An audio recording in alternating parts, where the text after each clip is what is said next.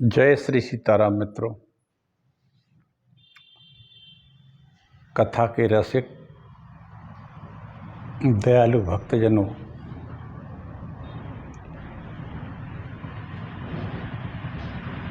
शिव महापुराण की कथा में कह रहा हूँ। ये कथा मैं टीकमगढ़ मध्य प्रदेश से कहता हूँ। शिव महापुराण हमारे 18 पुराणों में एक प्रधान पुराण है, जिसमें शिव तत्व का निरूपण है।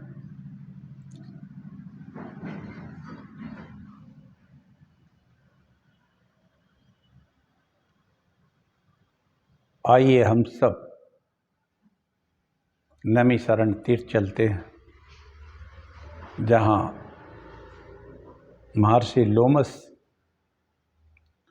लोमहर्षण जी कथा महात्माओं को सुना रहे हैं। यह कथा यह शिव पुराण ब्रह्मा जी ने नारद जी को सुनाया था। वही कथा लोमहर्षण जी ने सुनाई और उसी का मैं वाचन कर रहा हूँ।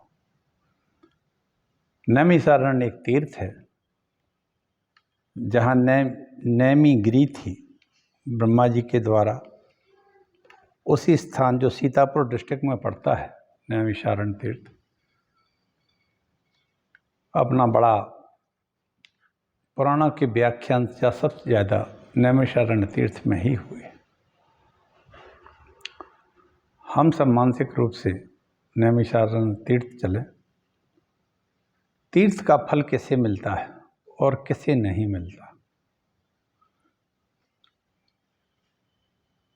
यस्य हस्तौ च पादौ च मनश्चैव संशयितं विद्या तपस्य कीर्तिश्च स तीर्थ फलमश्नुते।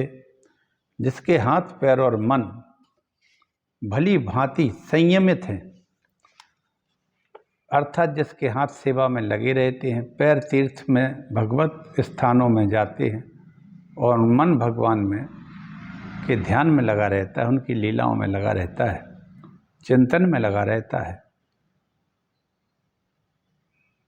जिसकी भगवान के कृपा पात्र के रूप में कीर्ति है, वह तीर्थ के फल को प्राप्त करता है। जो अश्रद्धालु है, पापात्मा है,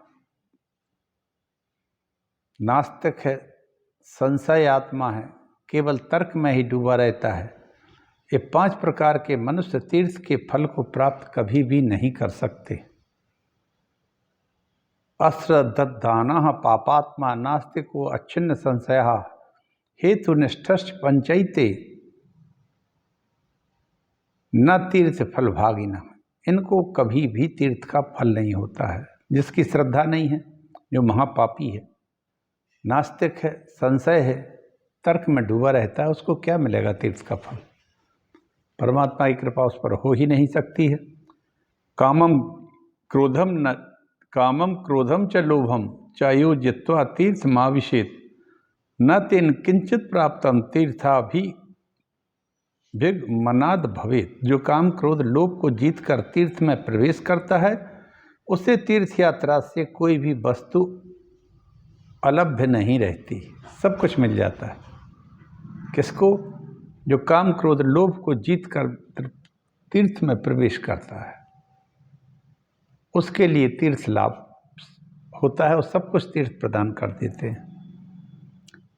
जिसमें क्रोध नहीं है, जिसकी बुद्धि निर्मल है, जो सत्य बोलता है, व्रत पालन में दृढ़ है, सब प्राणियों को अपने आत्मा के समान अनुभव करता है, वह तीर्थ के फल को प्राप्त कर लेता है।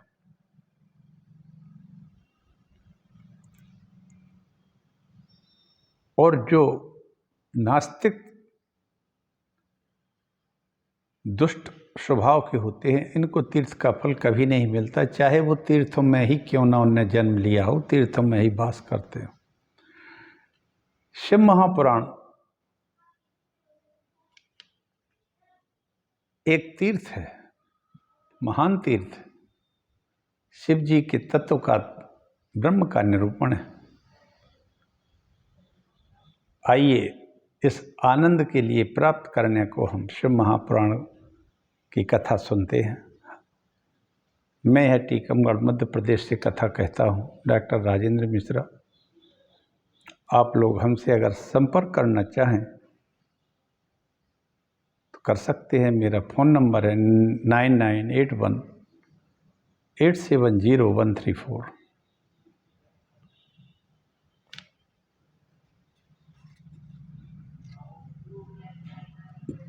चतुर्दश प्रयाग हैं, 14 प्रयाग हैं, इसमें 5 मुख्य हैं। प्रयागराज का नाम तो सभी जानते हैं, इलाहाबाद में। इसके बाद सभी प्रयाग हिमालय में हम जब जाते हैं बद्रीनाथ तब मिलते हैं।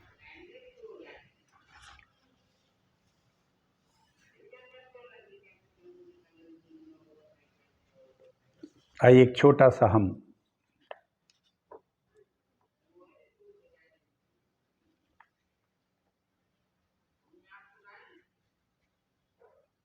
मंगलाचरण करते हैं।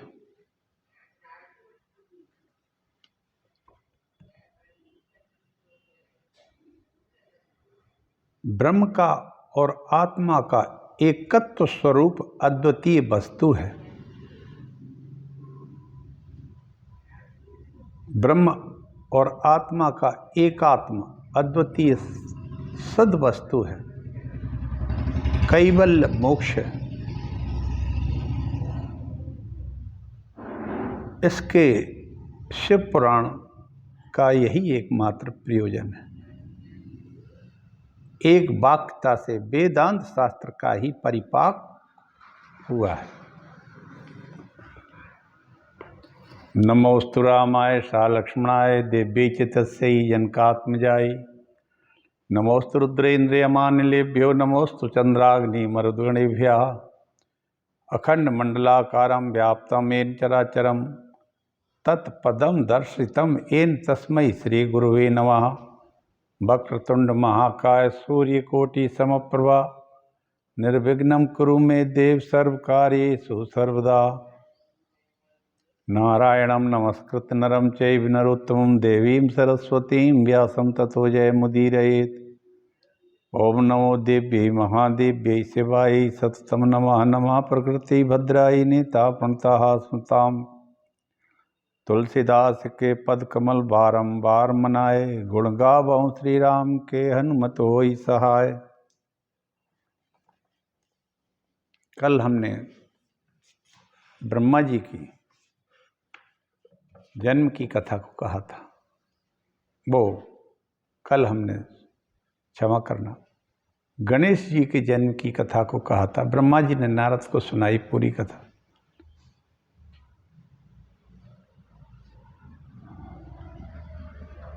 और उनके महात्मा को कहा कि जो श्री गणेश जी के इस आख्यान को सुनता है उसको पुत्र मिल जाता है, धन मिल जाता है, स्त्री मिल जाती है, आरोग्यता मिल जाती है, सभी तरह का सौभाग्य प्राप्त हो जाता है। अब गणेश जी के विवाह का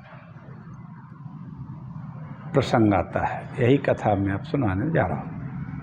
नारद जी कहने लगे, हे तात, आपने गणपति का जन्म और पराक्रम का चरित्र तो सुना दिया, अब आप कृपा करके उसके आगे के चरित्रों का श्रवण कराइए। नारद जी कहते हैं,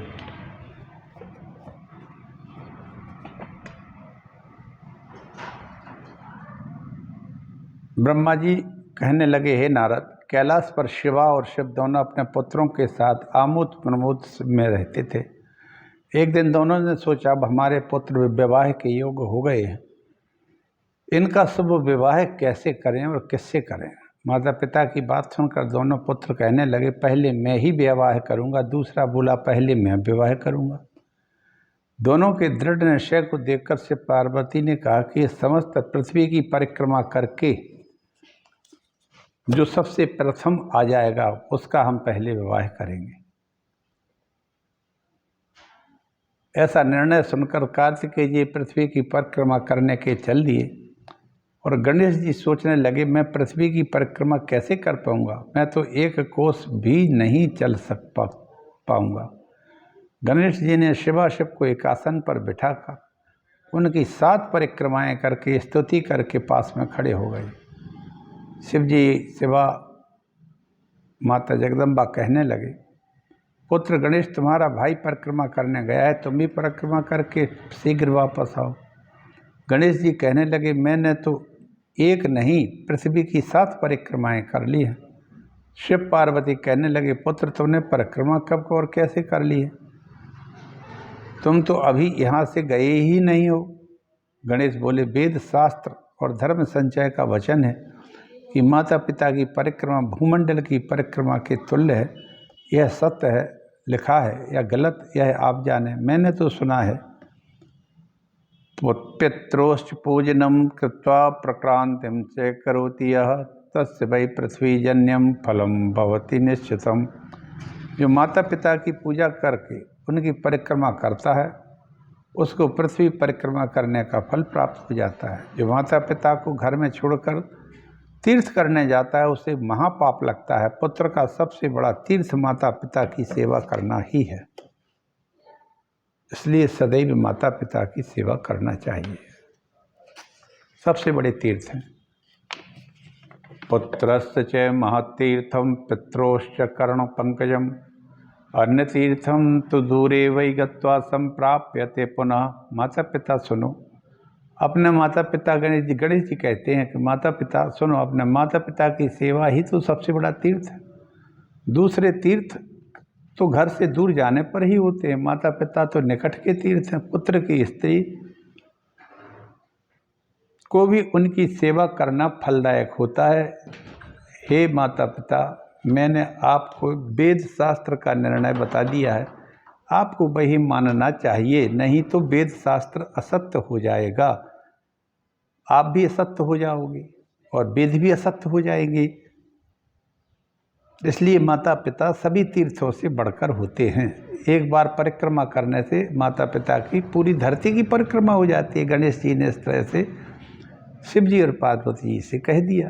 तो गणेश जी कहने लगे, मैंने आपको जो बताना था बता दिया, अब आप भली भांति विचार करके यत्नपूर्वक जो श्रेष्ठ हो उसे कहिए। ऐसा कहकर गणेश जी मौन हो गए।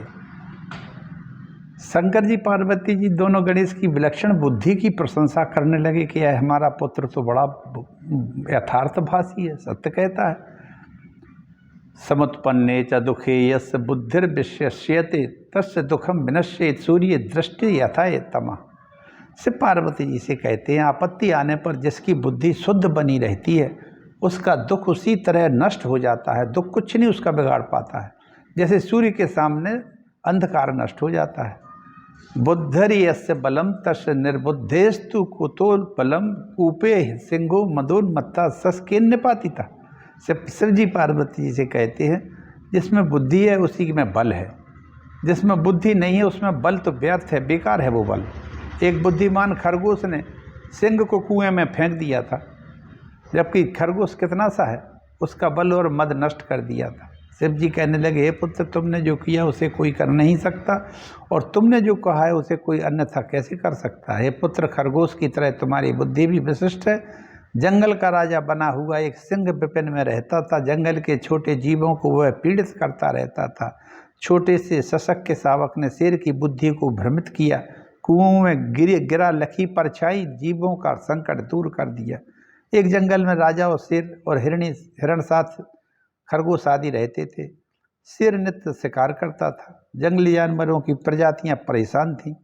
जंगली जानवर को शेर के भोजन देने का प्रस्ताव किया गया कि एक रोज का एक जानवर शेर के लिए जाएगा भोजन के लिए। एक दिन खरगोश का नंबर आ गया, लेकिन वह शेर के पास 1 घंटे देर से पहुंचा। भूख से शेर को बहुत कष्ट हुआ, तो उसने डांटा, क्यों रे खरगोश, एक तो तू छोटा है और इतनी देर से आया, मुझे बहुत भूख लगी है तुझे रास्ते में। एक दूसरे तब खरगोश बोला, हम क्या करें महाराज, एक दूसरा शेर था उसने हमें रोक लिया था। बोले, ऐसा कौन सा शेर आ गया ऐसा। इसे सुनकर शेर को और क्रोध आ गया, कहाँ है वो शेर। खरगोश का साथ लेकर शेर के खोजने चला। चालाक खरगोश ने एक कुएं के पास जाकर कहा, भाई शेर इसी कुएं में है। शेर ने जैसे एक कुएं में देखा, सो कुएं में उसको अपनी परछाई दिखाई दी। तभी खरगोश ने अपने बुद्धि बल से शेर का भय समाप्त कर जंगल के राजा को आनंद कर दिया, क्योंकि शेर उस दूसरे शेर को लड़ने के लिए कूद गया कुएं में, वो तो उसी की परछाई थी, तो गया काम से। ब्रह्मा जी कहने लगे, नारद, शिव के उद्योग का विचार कर प्रजापति विश्वरूप की सिद्धि बुद्धि के नाम से 2 सुंदर कन्याओं का विवाह गणेश जी से कर दिया गया। प्रजापति विश्वरूप की सिद्धि और बुद्धि नाम की 2 कन्याओं का विवाह श्री गणेश जी से कहित कर दिया। विवाह उत्सव सभी देवों ने सुखपूर्वक मनाया। गणेश अपने मन में हर्षित होकर अपनी धर्म पत्नियों के साथ आनंद से रहने लगे।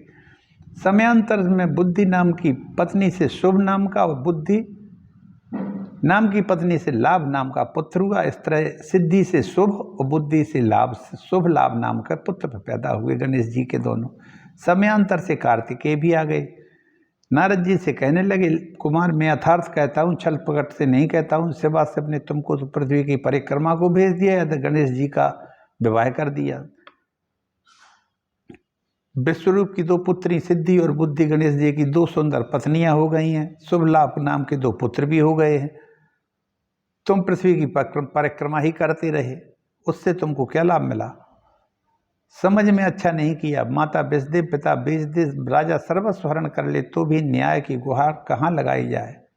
इंद्रदेव के वर्षा करने पर घास जलती हो और खेत की रक्षा की लगाई कांटों की बारी खेत को खावे और राजा होकर वही चोरी करे, फिर न्याय किसके पास जाए? नारद के द्वारा सब वचन सुनकर कुमार पार्वती और शिव जी के पास गए। उनको वंदन प्रणाम करके वहाँ से आगे जाने लगे और कुमार कार्तिक वहाँ से आगे जाने लगे। ब्रह्मा जी कहते हैं, नारद कुमार शिव शिवा को प्रणाम करके रोकने पर भी नहीं रुके।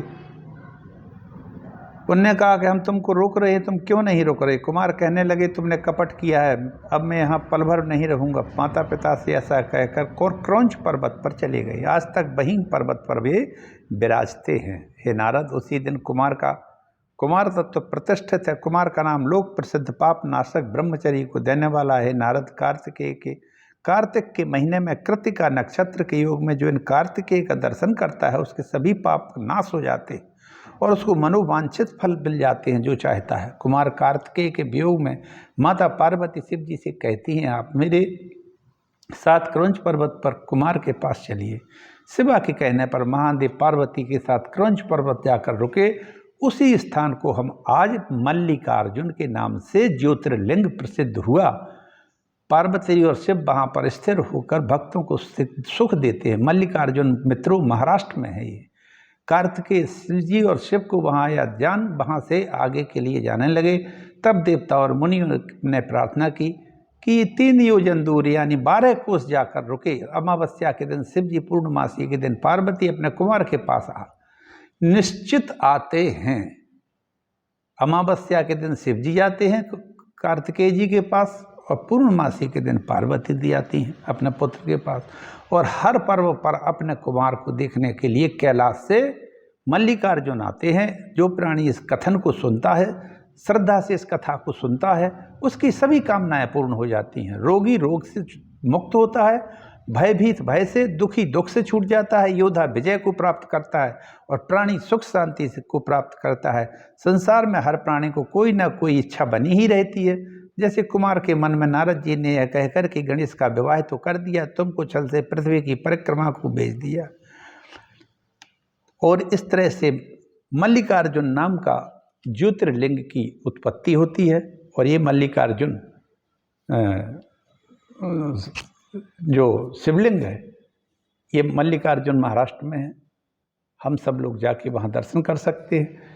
और चूँकि कुमार कार्तिकेय वहाँ रहते हैं, इसलिए वहाँ हर अमावस्या और पूर्णमासी को शंकर जी और पार्वती अपने बेटे को देखने सदैव जाते हैं। जो कोई वहाँ जाके दर्शन करता है उसकी संपूर्ण इच्छाएं पूर्ण कर देते हैं कुमार कार्तिकेय। और कुमार कार्तिकेय ने फिर विवाह नहीं किया, ब्रह्मचर्य से रहे। ऐसा हमें इस महापुराण में जानकारी मिली है। और गणेश जी का विवाह भी हो गया। गणेश जी का विवाह हुआ विश्वरूप की पुत्री से। एक सिद्धि थी, एक बुद्धि थी, और उनको 2 पुत्र भी प्राप्त हो गए, शुभ और लाभ। ये गणेश जी के पुत्र हैं। मित्र सब लोग आप लोगों को अच्छा लगेगा। आज मैं इसी कथा के साथ अपनी वाणी को विराम देता हूँ। आप सब लोगों का भगवान शंकर भला करें, परमात्मा सब अपनी सबको भक्ति प्रदान करें और इस देश के ऊपर रक्षा करें। हमारे सनातन धर्मी भाई बंधुओं की भी रक्षा हो। हमारे जितने भी पशु पक्षी जितने भी हैं वे भी सुखी रहें।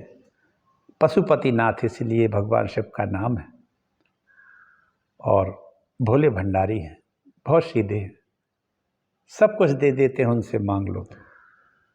इसी तरह शिव महापुराण की कथा को हम आगे बढ़ाएंगे और ये कुमारखंड पूरा हो जाता। मित्रों, कल से हम युद्ध खंड की व्याख्या करेंगे।